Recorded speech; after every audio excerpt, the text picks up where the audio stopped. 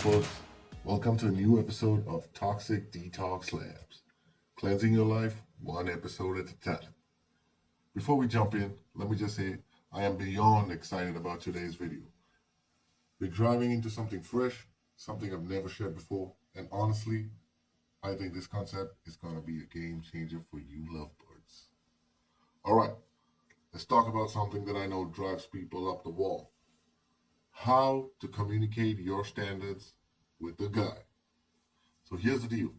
One of the biggest challenges women face is not knowing what the standards are. Yes, folks, I said it. Like it's going into a restaurant and not knowing what you're hungry for. And let's face it, folks, women do that all the time, don't they? Yeah, that's right. Are you craving respect, kindness, or maybe a sprinkle of humor? If you haven't figured out that, what can you expect to order? Am I right? Even when you've got your standards down, communicating them can feel like walking a tightrope. You don't want to come off as a nag, high maintenance, or heaven forbid, aggressive. But here's the kicker. Communicating your standards is one of the most attractive things you can do. It's like waving a flag that says, I know my worth, and not afraid to show it. If you're passive, hiding behind your feelings, or just keeping a safe distance so he can't hurt you, you're missing out on the golden opportunity to build serious attraction. Now picture this. You're on a first date, and as the night wraps up, he drops the classic. So you want to come back to my place? Cue in that awkward pause. How do you respond without turning it into an awkward standoff or a full-blown rejection? Let's break it down. There are two ways women often handle this, and both miss the mark.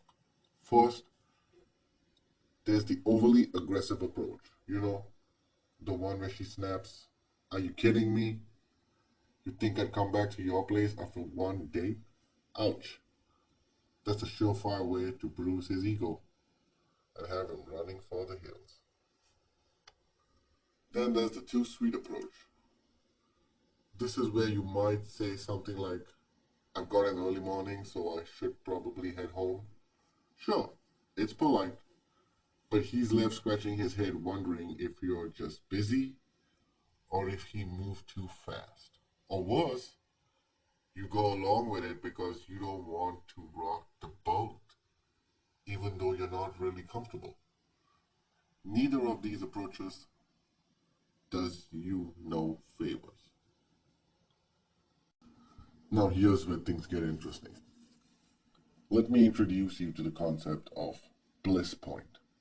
This is a term borrowed from the food industry, where it refers to the perfect balance of salty and sweet that keeps you coming back for more.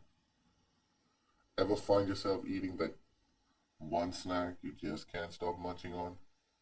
Yeah, that's the bliss point at work. In communication, especially with men, we're also aiming for that bliss point, the sweet spot, where you're not too salty, that's aggressive, and not too sweet, that's passive.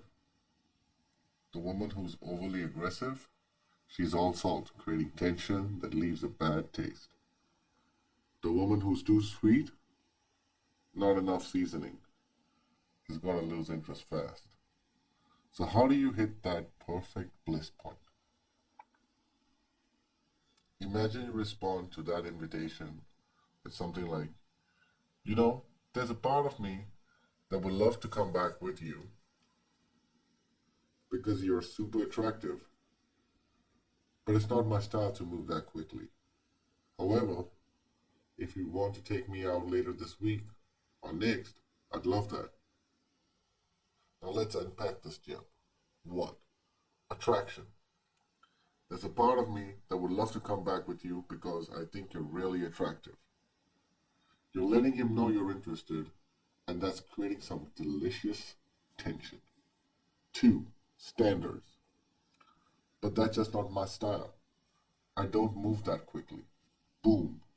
You've just laid down your boundary with grace. 3. Opportunity. If you want to take me out later this week, I'd love that. You're giving him a chance to step up his game, leaving him thinking, challenge accepted. This is the Bliss Point in action.